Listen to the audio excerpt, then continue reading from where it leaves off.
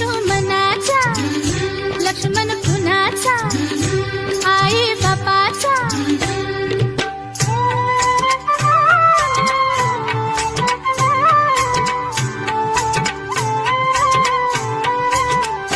दिवाळीच्या दिवशी ग दिवाळीच्या दिवशी ग अंघोळी लवकर करा आज मारील नरकासुरा अंघोळी लवकर करा आज मारील नरकासुरा न माझा किसन